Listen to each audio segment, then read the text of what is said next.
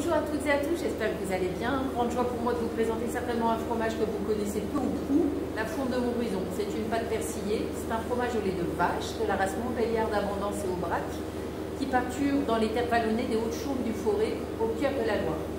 Littéralement, l'appellation Fourme vient du mot format qui veut dire forme. La Fourme de Montbrison est inscrite au patrimoine immatériel de l'UNESCO car pour la fabriquer, il faut de la passion. Il faut la patience d'éleveurs et fromagers qui ont voulu maintenir un savoir qui existe depuis le 8e siècle à l'époque féodale. Sa fabrication est liée à l'estive à plus de 1200 mètres d'altitude et là il y a une flore abondante de plantes aromatiques typiques de la région. Elle était réalisée dans l'équivalent des chalets d'alpage, les burons auvergnats que l'on appelle les jasseries ou les loges. La Fourme d'Ambert et la Fourme de Montbrison se trouvent toutes les deux sur les deux versants du massif des Monts du Forêt. En 1972, la Fourme d'Ambert et la Fourme de Montbrison obtiennent l'AOP communément, mais la discorde entre les deux entraîne leur divorce en 2002. Pourquoi ai-je voulu vous parler de cette fourme-là expressément? D'abord visuellement. Elle est peu commune. On dirait presque qu'elle a la couleur de l'or quand on regarde. Sa couleur et sa forme cylindrique lui confèrent déjà son identité et sa méthode de production. Le caillé va être brassé, puis il va être égoutté, puis il va être broyé, et enfin il va être mis en moule.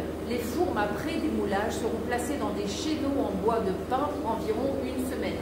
Ces chéneaux en bois de résineux sont en fait des formes de gouttières en bois qui jouent un rôle de régulateur. Le chéneau va sécher ou hydrater la croûte et supporte la flore bactérienne. La fourme se part alors de sa belle couleur orangée qui fait sa particularité.